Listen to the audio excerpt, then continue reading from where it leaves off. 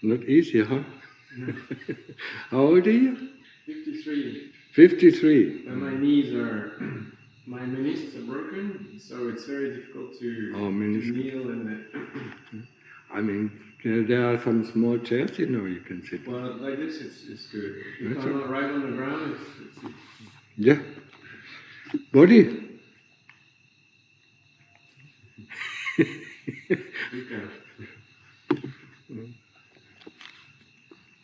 Yeah, body. So, Charlene, how are you doing? Okay. What? As it is. As it is. As it is.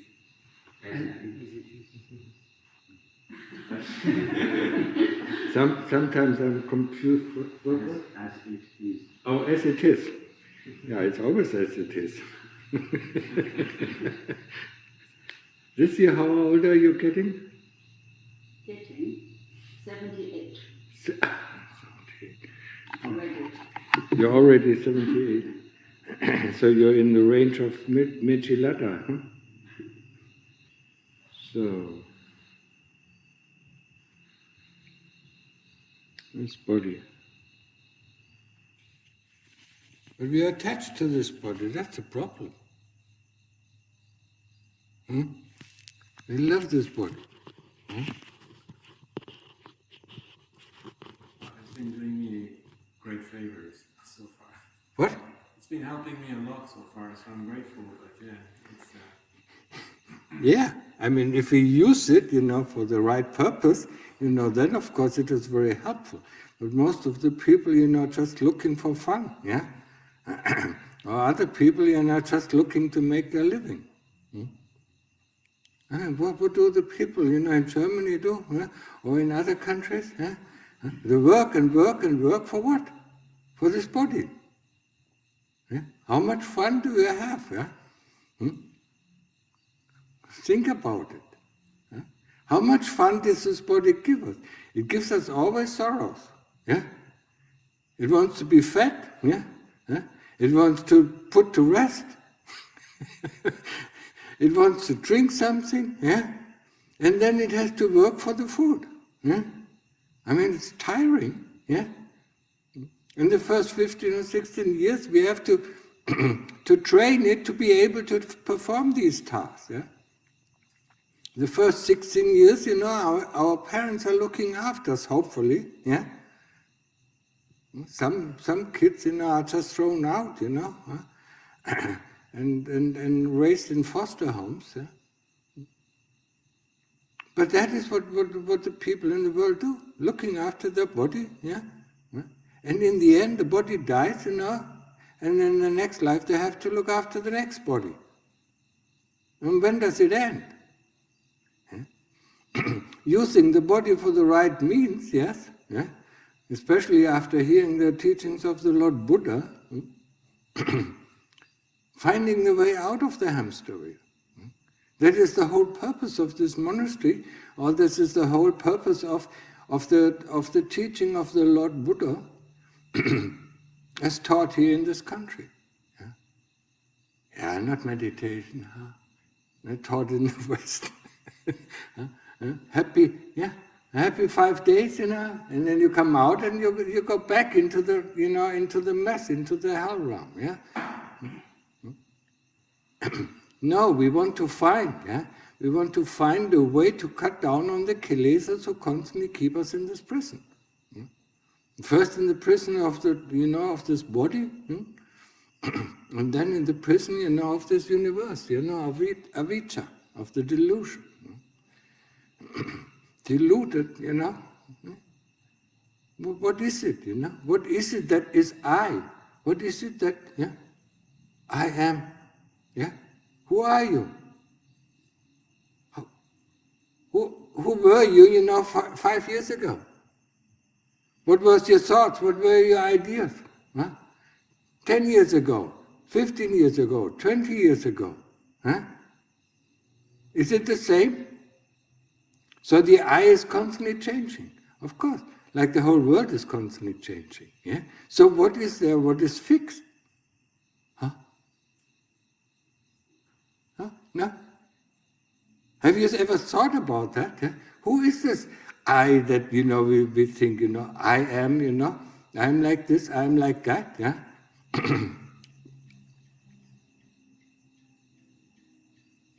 Who are you? You're a combination of character traits, yeah? Things that things that you learn, things how you programmed yourself, but even that, constantly changes, yeah?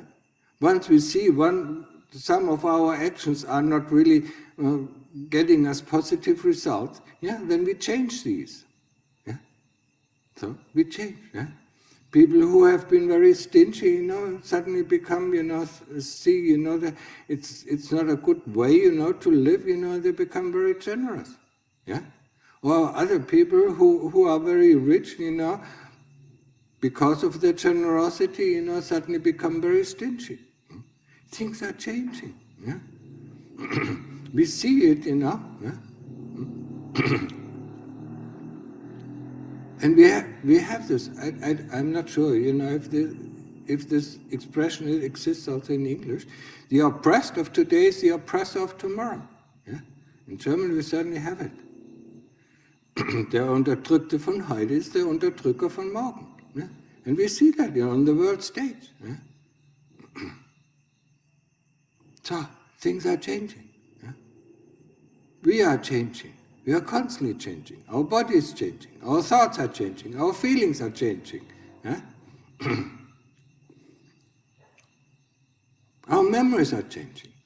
So what is it that is, yeah, that we constantly say, that's me, that's mine, that belongs to me? What is that? Yeah? When we think about the Lord Buddha, what did he say? The 5 khandhas, yeah? The 5 groups. Yeah? And this is the body, yeah? This is feeling, this is thoughts and association, our memory and association, thoughts and consciousness. Consciousness is coming and going. Thoughts are coming and going. Most of the thoughts that you have, you didn't even invite them. You didn't want to think them. They just come on itself. Yeah? Come by themselves.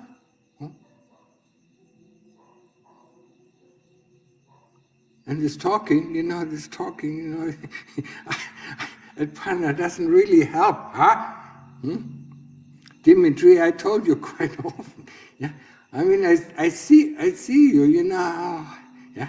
The whole group talking about what? Huh?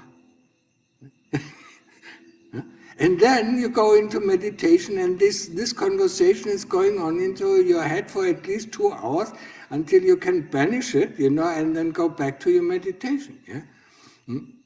So it is the same thing, we roll up a stone, that we want to be at the top of the hill, yeah? In the middle we stop and let it roll down, and then next day we have to roll it up again. Yeah?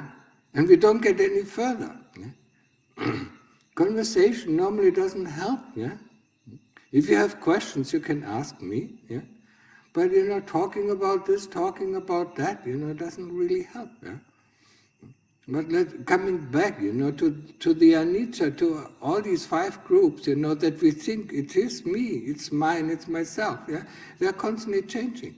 Our ideas are changing, our memory is changing, our thoughts are changing, and the things, and we haven't invited them. Do you invite, a feeling of depression? Huh? You don't want it. Do you invite a feeling of pain? You don't want it. It comes and it goes. Yeah? So whatever appears, it's just like clouds, They appear, sometimes white clouds, sometimes snow clouds, sometimes black clouds, yeah? They come and then they go. They come and they go. Yeah? But you don't think, that these clouds are me or mine or myself. The thoughts come and the thoughts go. Yeah? Sometimes we invoke thoughts. Yeah? That's okay. Yeah? We can use the 5 khandhas. That's why I call the 5 khandhas being a toolbox. Yeah? It's a toolbox, yeah, governed by 2 powers. Yeah? One is the power of light, or the power of Dhamma, and one is the power of the darkness. Yeah? And that is called avijja. Yeah? I mean, Goethe said it, Goethe said it one time, I think it was in Faust, yeah? Two rulers are inhabiting my chest, the light and the darkness. Yeah? And there's a constant struggle between the light and the darkness. So if the darkness, if avijja, or if the kilesas have the handover of the five khandhas, then they do whatever they please with it. Yeah? But we don't notice the changes. Yeah? We don't notice, who is in control. Yeah? Yeah?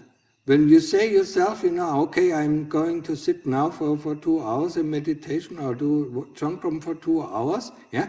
At the first moment you are in control. And then the kilesas constantly poke at you. Now I'm tired, now it is boring, now it is this, now it is that, it's too cold, now it's too hot, And then, this is the other power that constantly tries, to disrupt, our power, of the Dhamma, Lungta Mahabua called it, two, There's one throne, the throne, who decides what to do with the five khandhas, There's one throne and two people are sitting on it, Everybody tries to gain the complete control of the throne. One is the avijja and one is the Dhamma. Yeah? There's a constant struggle. Yeah? And we see it in our meditation. It's so tiring. Today doesn't work, maybe tomorrow, maybe I get a real good rest, and then sleep, and tomorrow will be better. Yeah? Who is telling you all these things? And you believe it because it comes into your head, into your brain. Yeah? But who sees that? Who knows there is a thought? That's the principle of anatta. Yeah? Whatever I can see, whatever I can experience cannot be me, it cannot be mine, it cannot be myself. And that is a very powerful principle if we put it to work. Yeah? Instead of saying, I'm in pain, they say, there is pain. Then I can observe it. There's pain. Yeah? We can ask the pain, do you know your pain?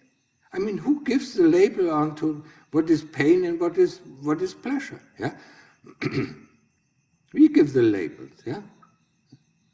Through our trillions, trillions of lives, we have all these labels ready. This is pleasurable, this is not pleasurable.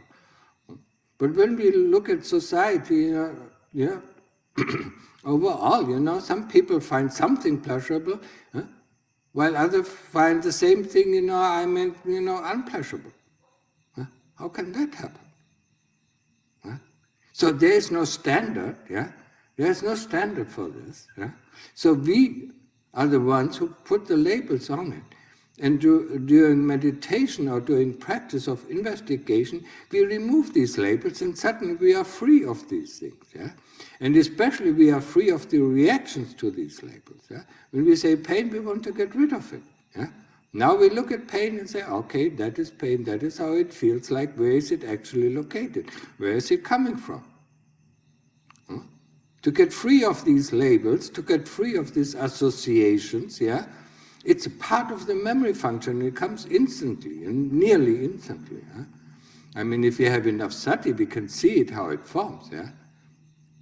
There's consciousness, and there's something coming into our senses, and that moment, something comes in our senses, memory and association is trying to find the label for it.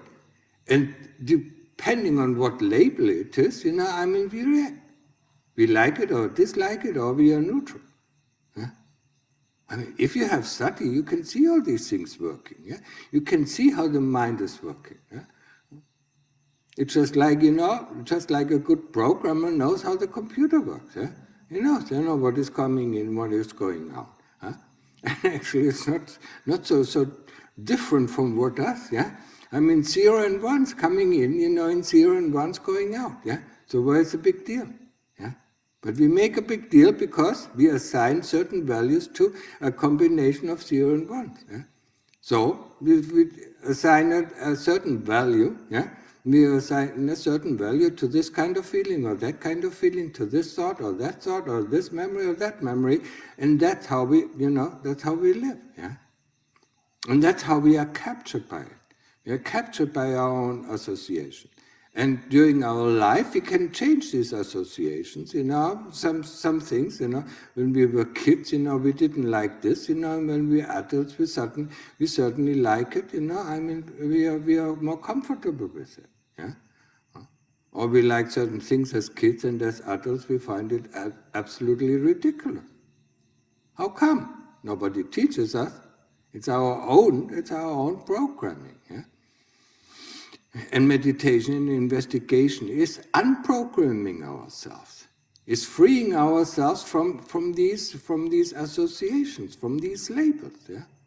What is pain? So let's investigate pain.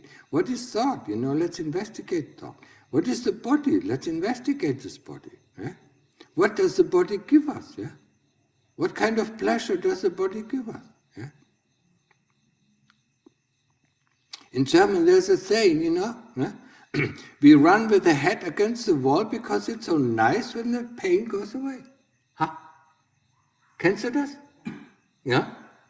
That's exactly it. Huh? The difference between pain and the loss of pain. Hunger and the loss of hunger. That's why we think, it's so pleasurable when we eat, yeah? But when we are full, we don't want to eat.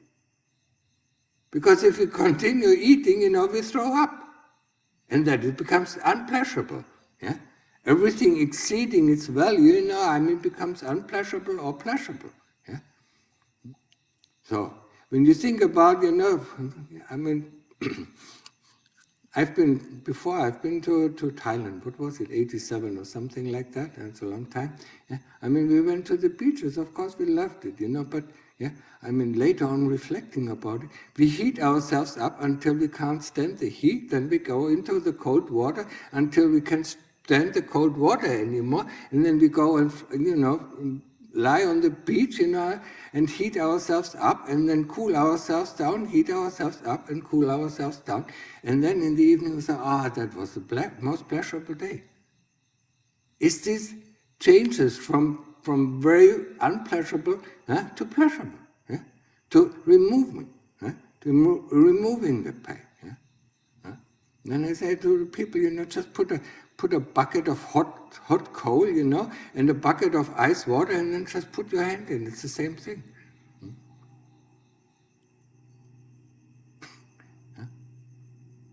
It's the same thing with sex. We heat ourselves up, and until we relieve ourselves, and then we think it's pleasurable. We don't see the pain in heating ourselves up, and we don't see, the exhaustion that comes from it. But we put so much value on it, so much, But we don't see, the basic working of it. So use anatta, see, when the thought is coming, okay, there's a thought, What has it to do with me? Who is the one who sees it? Who is the one who knows it? Ever try to ask the thought, do you know your thought? What does he answer? Nothing. Because he's a phenomena. Like all these things, feelings are phenomena. They arise and cease and arise and cease. Even the body is a phenomena. It's a very long phenomena, but it still is a phenomena. It grows, and then it gets older and older and older until it disappears. But we love it. We love this body just like we love our car, Nice, you get into the car and you drive anywhere where you want, you get into the body and you can go and walk everywhere where you want, Or you can do all sorts of things, it's a fantastic machine, Nobody says it's not, it's, No, it's a fantastic machine. And with every kind of fantastic machine, just nowadays people, are completely taken in by their smartphones. You can't let go of the smartphones anymore. Yeah? So is the body, I mean, it can be absolutely creative, but it can be absolutely destructive. Yeah? We can do whatever we want. Yeah? I mean, we can build high-rises, we can take land from the sea, and, whatever we want. Yeah? Create art, fantastic art. Yeah?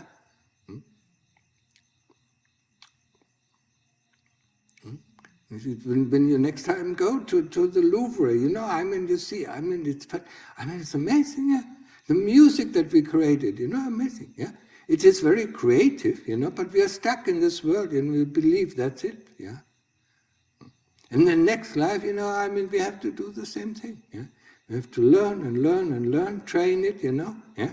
And the residue from our previous lives, comes on, yeah. It's like, I mean, you have the old computer, yeah? Huh? I mean, it is, it's not functioning anymore, so you take the hard disk out, and put it in a new computer, and the programs are still the same. And that's it, yeah? When we go from one life to the next, the programs are still the same, unless we change them, yeah? Just like with a computer, we see this program doesn't interest me, or this game doesn't, I mean, doesn't hold me anymore. So we erase this game and put on a new game. Yeah, that's all. Yeah? But where's the value in it? Yeah, we do have to maintain this body. We do have to work for this body, and that is at least, I mean, in the Western world, at least 8 hours a day or 9 hours a day. Yeah. Of our precious time. We go in the morning, we are fresh, in the evening we come back, we are like slightly exhausted, we eat something, and watch a telly, or nowadays watch our smartphone and then go to bed. Where's the fun in it? Ask yourself, yeah? I mean, you sit here, you hear this thing, ask yourself, where's the fun? What kind of fun does this body give us, yeah? The fun arises in our, in our feelings, in our seeing, in our hearing, and things like that. Yeah, but it doesn't arise in the body. It arises in the senses of the body. Yeah? But the senses of the body, if you go into the higher realms, the lower realms don't disappear. Yeah? Some of them disappear, others don't disappear. Yeah? When you go to hell, the feeling of pain is still there. Feelings are still there. Yeah. You have a fine body, but I mean, feeling and anger, and greed, still the same thing, yeah? It's still there, yeah? Even also in heaven, it's still there, yeah? Body gives us some things, that we don't have in other worlds, yeah? But, I mean, it's not that we don't have it in other realms. There are 30 realms of existence, yeah? 25 are in the heavenly realms, and 5 are, in human, animal, and ghost, and demon, and hell realm. So, it doesn't change, we're going up, we're going up the roller coaster. Yeah, sometimes I also call it a roller coaster. It's a nice picture. Going up slowly, slowly, slowly, can't wait, yeah? Can't wait, to go up, yeah? And then we go down the roller coaster, huh? And that seems to be a lot of fun for us. We cry out, yeah? Going up into the heavenly world is a very, very long and tedious way, yeah? Going down to hell is very instant, yeah? Very fast, yeah? And we do, when we come here in this world, I mean, we have good deeds, we have good characteristics and bad characteristics. We have evil, in ourselves, and we have goodness in ourselves, yeah? Some people have more evil and some people have more goodness, it's a distribution, yeah? So nobody is perfect, yeah? So our task is, to get rid of, the evil in our mind, and train to be good, yeah. And only once we train, to be good, yeah, then we can get rid of the goodness, yeah? And then we don't get reborn anymore, yeah. If we overcome evil and good, I mean, we are not born again. We stay there in eternity. Yeah? That's what is called nibbana, yeah? Extinction. Yeah? whatever whatever the Lord Buddha, he described it in quite a few words. Yeah? The fire is extinguished. Yeah? The fire of desire, because desire is that what makes us restless. Yeah? Restlessness. What is restlessness? Have you ever investigated restlessness? What is it? It's a fire that burns in us, that doesn't have yet an outlet where it goes out. One of the asavas, one of the outflows. Yeah? But the moment we find an outflow, I need to do this, then the restlessness, the energy goes out into this asava. Yeah? If it doesn't find one, we don't know what to do, it's burning in us. Yeah? And we have to overcome this restlessness, the desire to be, the desire not to be, the desire to become or not to become, the desire to want something or not to want something. Yeah? That is the desire that is burning in us. And it just looks for an outlet. Yeah? And depending on us, what our outlets are, that's where most of the energy goes. Yeah? Instead of investigating, the next time you feel restless, investigate. What is restlessness? How does it feel? It's very uncomfortable. Yeah, I agree. Yeah, it's a burning. It's burning inside. It wants to go out. It's a fire. It burns us up. Yeah, but the moment we really start to investigate, it suddenly becomes a concentration, and then it becomes something like before I said. It becomes something very comfortable. Because the concentration is, concentrated energy that becomes very comfortable. Yeah? So the desire, the burning desire is gone, and becomes something that is very comfortable. Yeah? Peaceful, stillness, or whatever. Yeah? Or joy. Yeah? Whatever it is. Yeah? This is the trick. You have to understand. We started, most of us, coming from the West, we started a lot, we went to school, for 12, 13 years or 10 years, and then some of us went to university, learned so much, it's all useless. Huh? What we learned, it doesn't help us, it helps us in the world, to make a living, yes, that's all, yeah, but most of it, it's, in German we say it's for the cats. For the cat. Useless, yeah? What you learned in school, how useful is it in your daily life? Does it give you a handle on your desire, on your burning desires? No. What do you want, yeah? Why do you want it, yeah? And what is the result of our doing? That is the thing that we should look for. If I want something, what came before? Yeah? What do I want? If I get it, what is the result of it? Yeah? We never think about it. Yeah? We never think about in cause and effect. Yeah? We have to look at the cause, and we have to look at the effect, to see and understand what is going on. To dismantle this computer into bits and pieces, to see 0 and 1. Yeah? You have a nice movie on your computer screen or on your smartphone, yeah, and you should have a switch where you can switch, the information back to 0 and 1. How long would you watch it? 0 and 1s, going around your screen. Nobody. But as long as it's displayed, as some sort of graphic, or some sort of text, we are mesmerized by it, yeah. But actually what is happening inside the machine is 0 and 1. Nothing else. I studied computer science. No, computer engineering actually. So I know. I know what is going on in a computer, and it is not very different from what is going on in our head, yeah? We see something, we are associated with something, and then we fall for it. Just like people fall for it, whatever, yeah. Nowadays they fall for their smartphones, whatever it is, yeah, and believe the AI, yeah.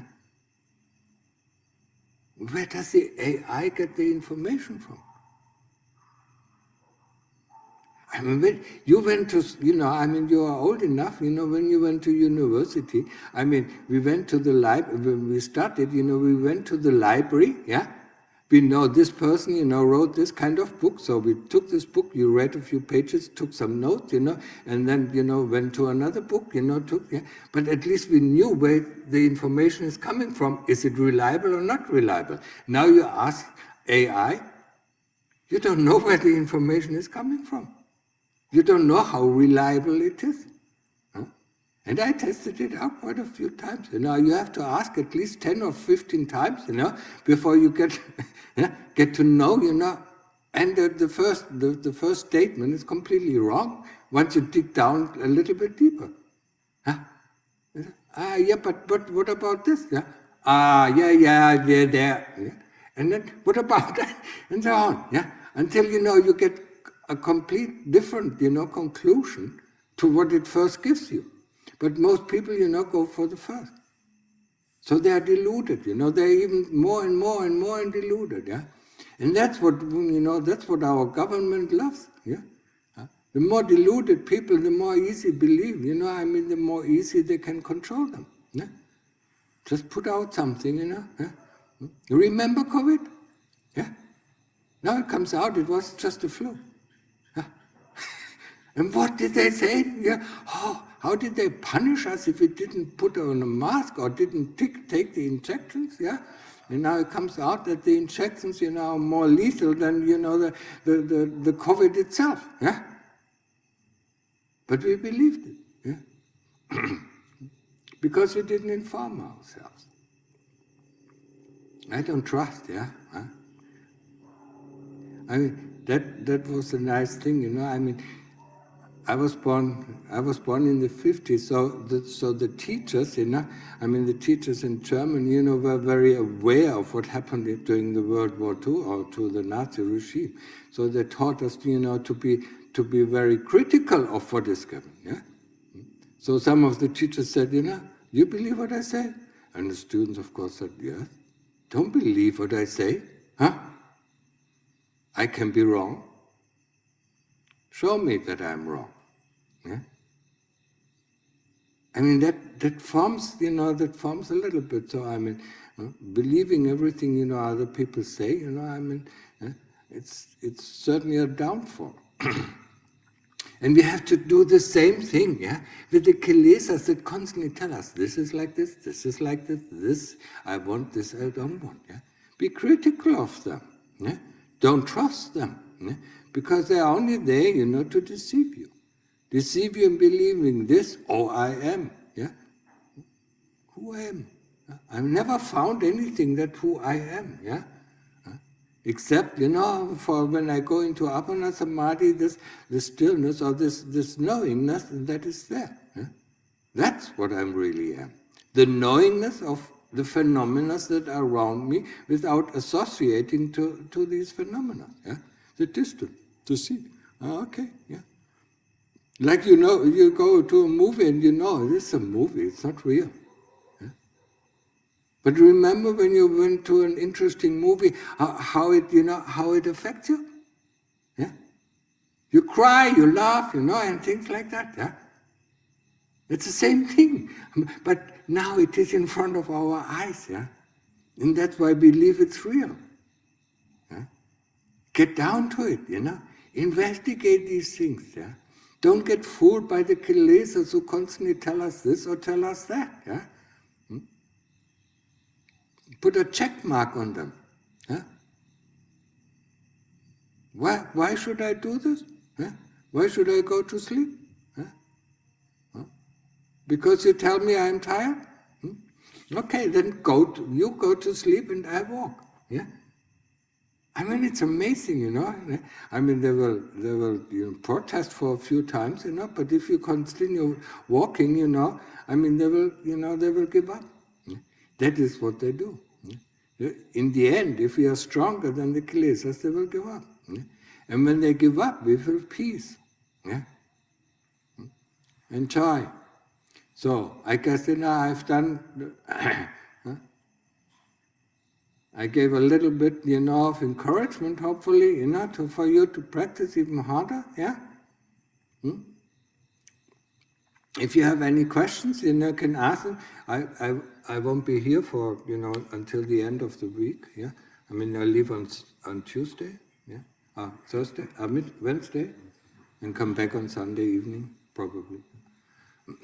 So, I mean, if you have any questions, about your practice, then go ahead and ask them, yeah? Yeah, I wanted to ask, for me, when I looked to you first time, I looked like you say something clever in Thai language. I don't know what, but it looked clever.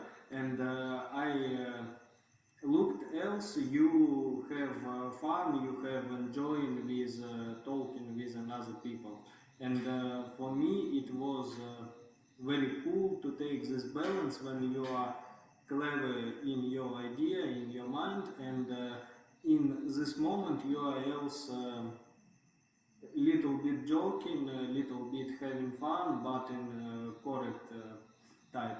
And for me, usually I have just mind, so emotion like a little bit blocked, and I must to do this, I should to do this, I will do this, but usually forget about feeling, and interesting how to find feeling inside of me first, and how to make balance, to be clever, to do what you should, and have fun, have life inside of moment. I mean, you have to evaluate, yeah? I mean, if you do something, I mean, if you don't know, know what you expect from doing this, yeah? And then check it out, yeah? Once you've done it, yeah? I mean, there's nothing wrong, I mean, if you're okay, if you're within the 5 precepts, and there's nothing wrong with it, then check the result. That's how you know, yeah? I mean, do you feel comfortable with doing it? Check it, yeah? And is the result comfortable for you or wholesome for you? Check it. And then you know what is good and what is not good. Because there is no wholesomeness for every person, it's different. Yeah? And it also changes. Yeah? But we also always have to be within the 5 precepts. Yeah? Dimitri, you still speak Russian, no? Yeah. So if you don't get the real thing across, you can ask him to translate it. Okay, I think I understand most of part. Okay. Yeah, we used to have a Ukrainian monk here, but he's gone a long time ago. Yeah. So he translated all the Russian, and then we had a Russian lady. Well, yeah. I hope more Russians are coming. Yeah. I've seen on the videos there were plenty from what I watched on YouTube. What? I was surprised the whole time I've been here there haven't been any Russians, because in the videos I've seen like plenty of visitors. Yeah. Yeah, I mean, they used to be, they come and they go, just like most of the people, come and go, yeah. Americans come and go, Europeans come and go, yeah.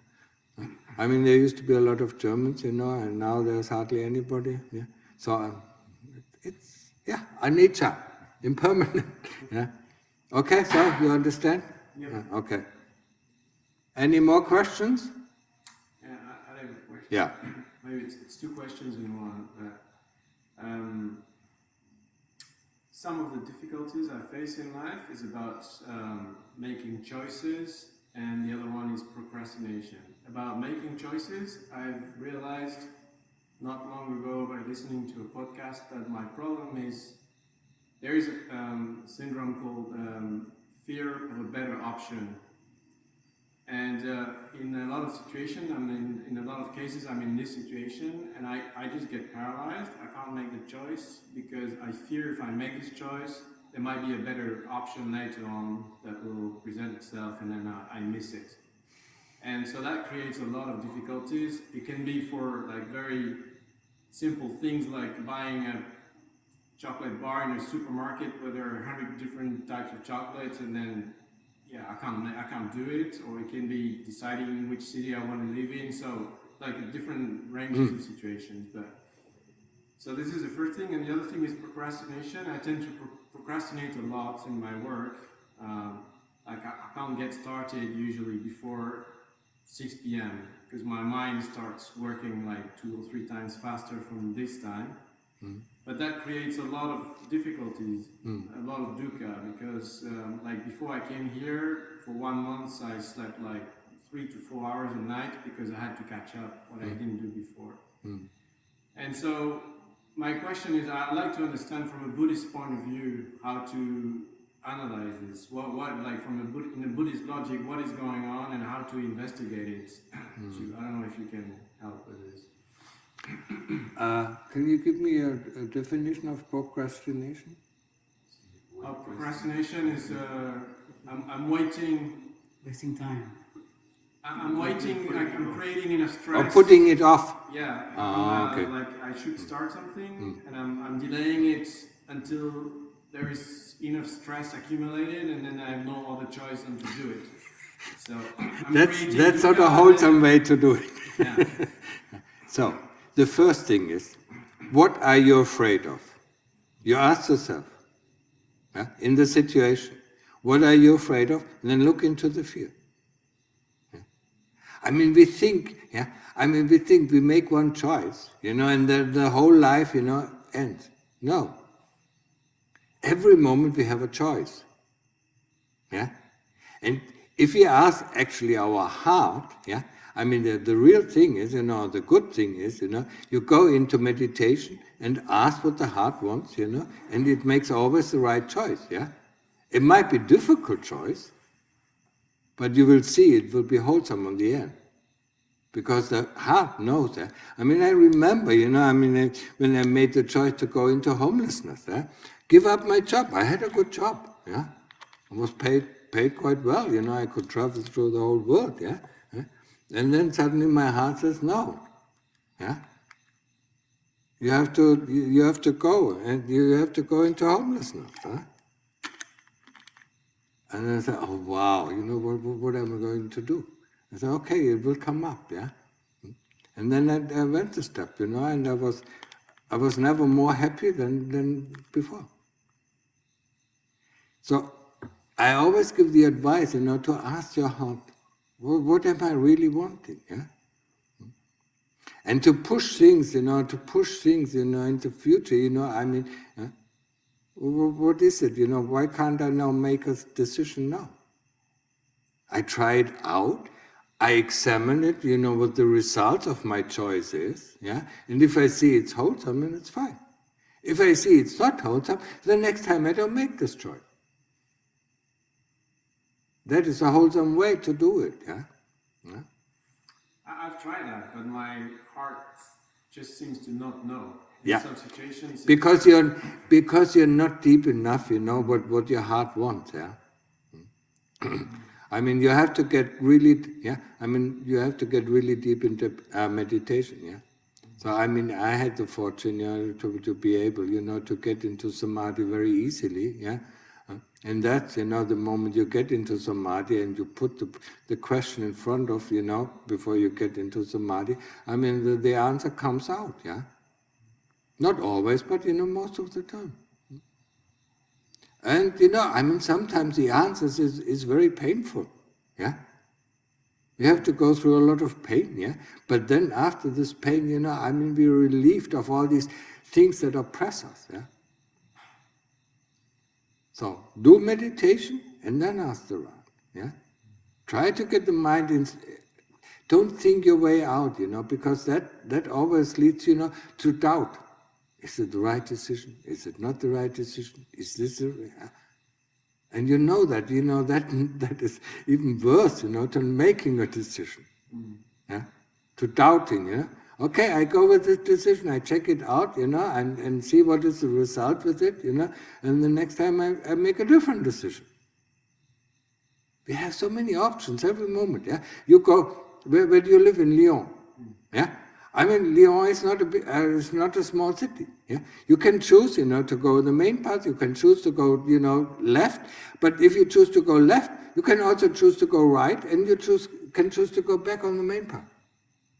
So where's the problem? Yeah? Yes, if you go to the smaller roads, you will face different kind of karma. If you go back to the main road, you will face another different kind of karma. Yeah. So, you understand? Good. So, any other question? Berlin? I heard, in Berlin, very cold and very much snow, and even the power went out for 5 days. Boy. I mean, one of the terrorist groups, called Vulcan Group, exploded one of the power generators, yeah, the main power line, and 50,000 households were in dark for 5 days. But these kind of terrorists we love, yeah, who destroy our Nord Stream, very good, Anyway, I won't go back to Germany. Certainly not, yeah. Can I, Unless the Nazi regime is gone, yeah, then I go back. What? I'm just thinking about the question about Yeah. voices, yeah? Yeah, Because I talk about it quite a bit with my other daughter, yeah, and we always undecisive to do this or that or the other, right? And I think, from our look at that thing, it's because we have so much greed, we want everything we want. yeah. And we were so fear of losing out. You see a lot of greed because of that, and I think, of course, meditation helps you. Yeah, meditation, of course, helps you, yeah.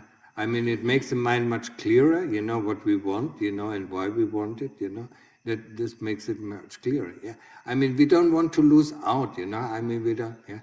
So was I right to say this is because we have so much greed? Yeah, I mean, yeah, or so much anger. I mean, it can be greed or it can be anger, I mean, we do a lot of things, because of anger. You're getting angry with this, or getting angry with that. Yeah, yeah, I mean, that is the right choice, go down in your heart, and see. Yeah, I mean, yes, I lost my job, I lost the pension, Yeah?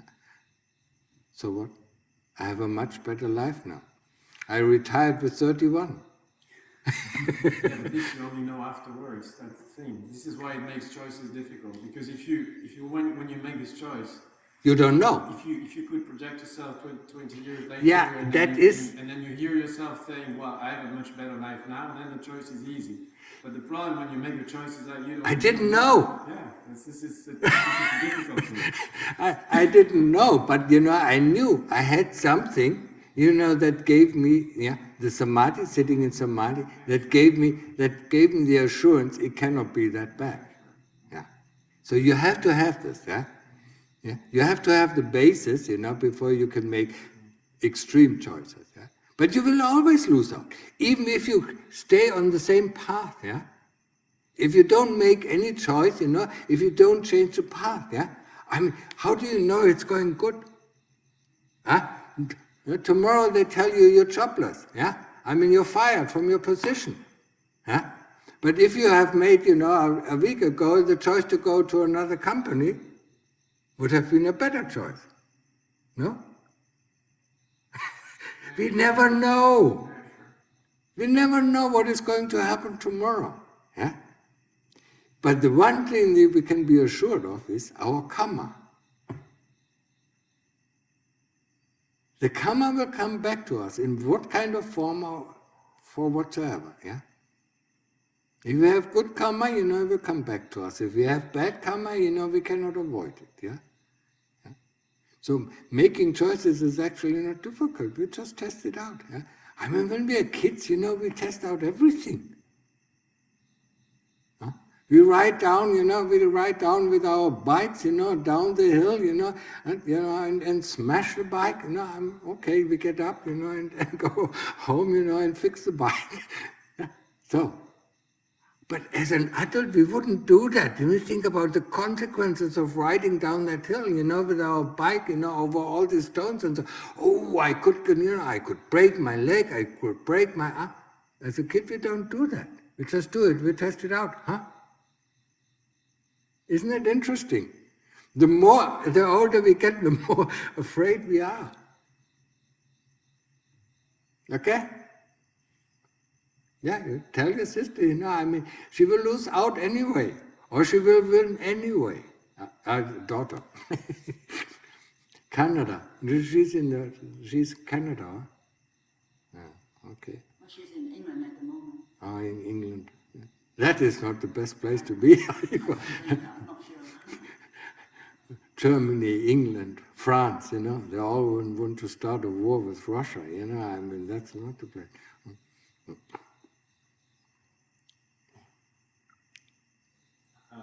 I just wanted to ask, I think about choices else, and we usually think about future, how it will be better for future, how to do for future, and most of us take a job to have, most of us do not what they like, not what they feel, and do what they need for have a good future.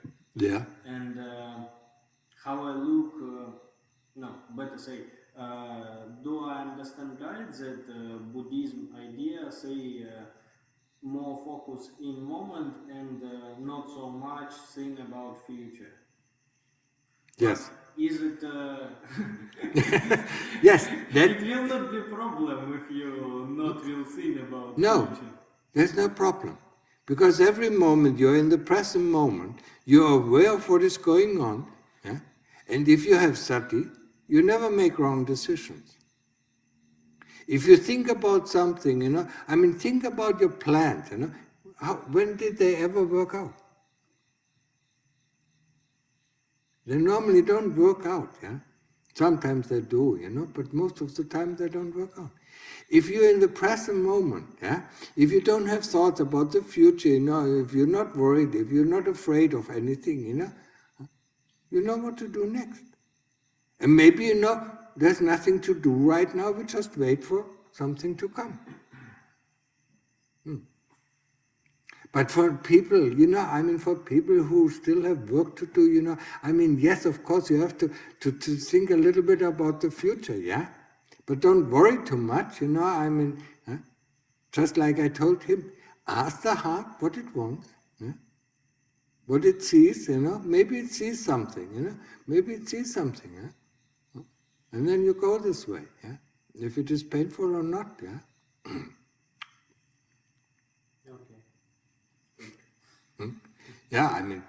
I don't say, that people shouldn't think about the future if they still live in the world, of course they do have to.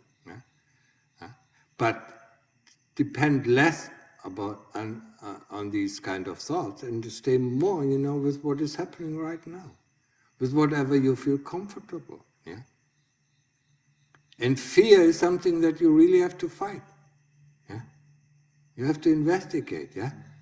Don't be driven by fear.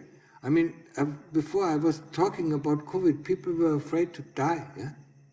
And that's how, that's how government, use or dictators, use the people to do things that are unwholesome for them. If you don't do this, you will die. And everybody, of course, is afraid of death, so they put on their mask and they get 3 injections, And in the end, does it help? No. Fear is the ruler of the monarchs or the government. So, what is fear?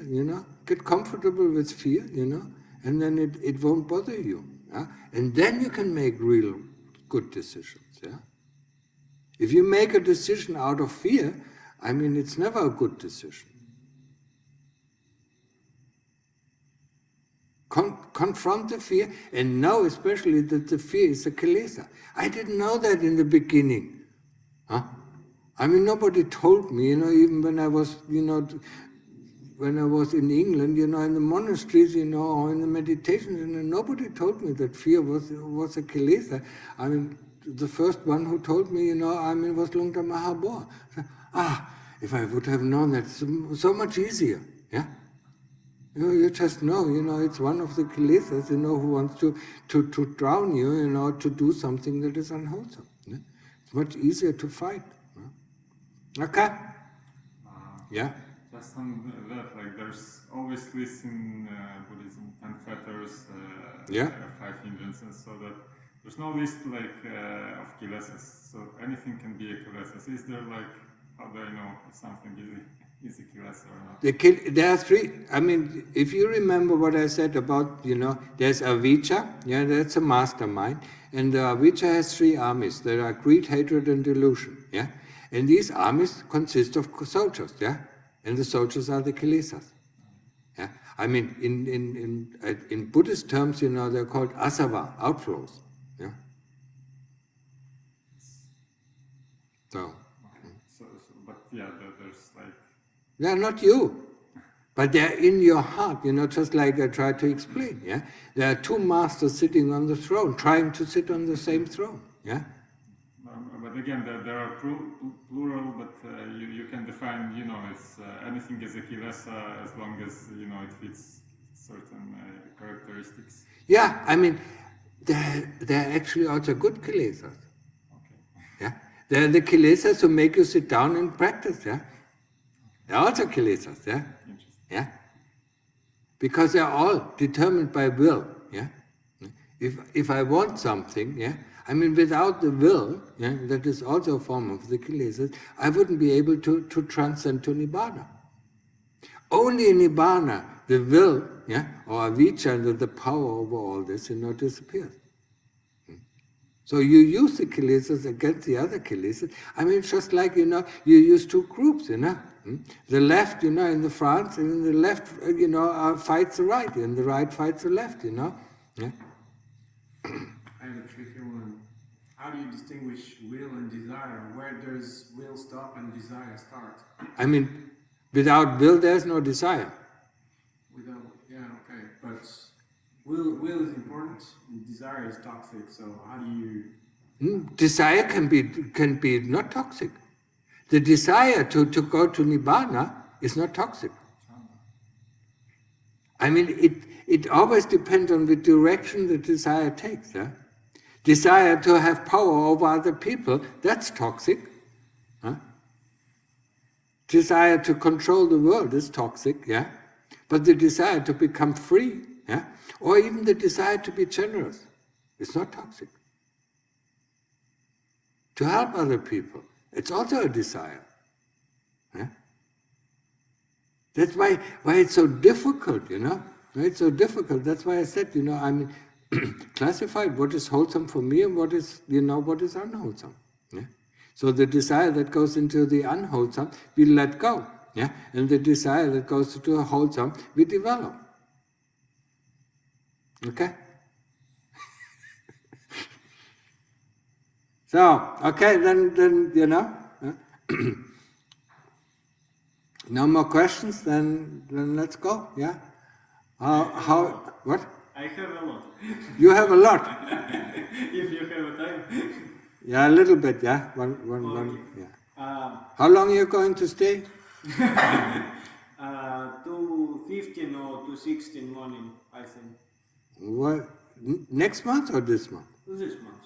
Why? No, Okay. maybe I come back. I think. Yeah, okay. Yeah, so what is one question? Before food, we usually have a praying text, I have this food not for enjoyment. Pleasure, not for fun, not for fattening, not for beautification, but only for the maintenance of the body.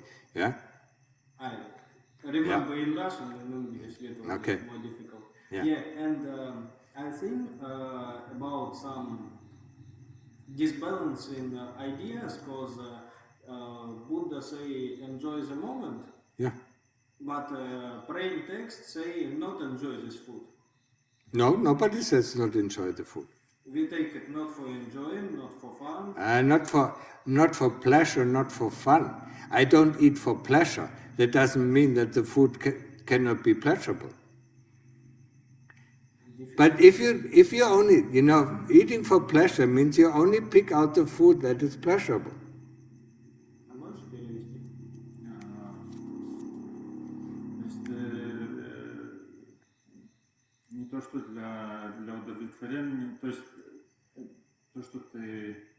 Какая твоя цель? Ты можешь удовлетворяться, но твоя цель не удовлетворение. То есть не то, что ты отторгиваешься от удовлетворения. То есть главное, чтобы цель была не удовлетвориться. Конечно, если ты кушаешь и удовлетворяешься, не то, что это тебе не тягот, конечно, и да, удовлетворение.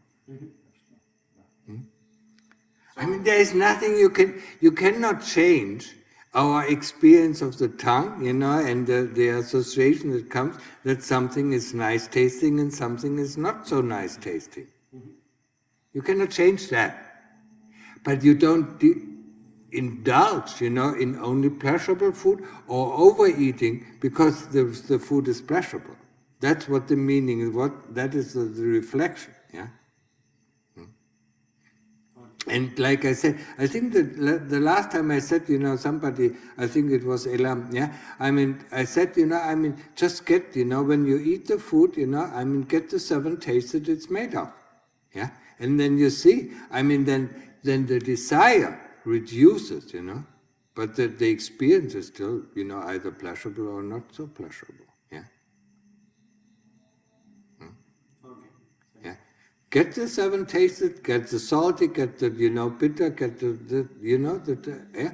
And then there's no desire, actually, because, it's all the mixture of the 7 tastes, yeah.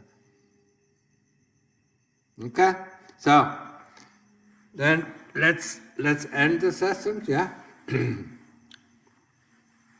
Yeah, and make the most of the time, yeah? There are not so many places, even here in Thailand, where you have the freedom to practice.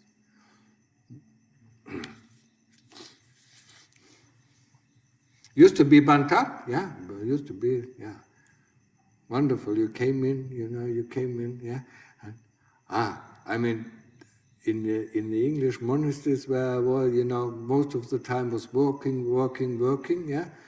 You worked, 3 hours in the morning, you worked 3 hours in the afternoon, and then you were tired, and you couldn't even sit, yeah.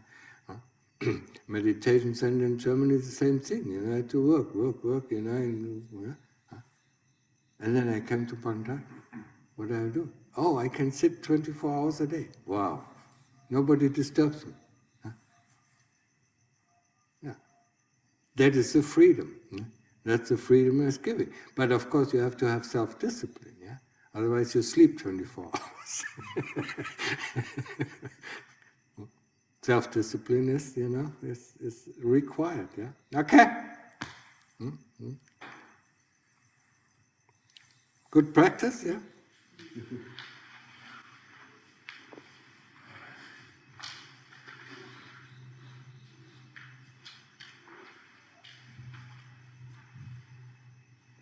I wanted to say I'll be leaving tomorrow morning, and I'm very grateful of this stay I've had here. Okay. It really helped me to center my heart.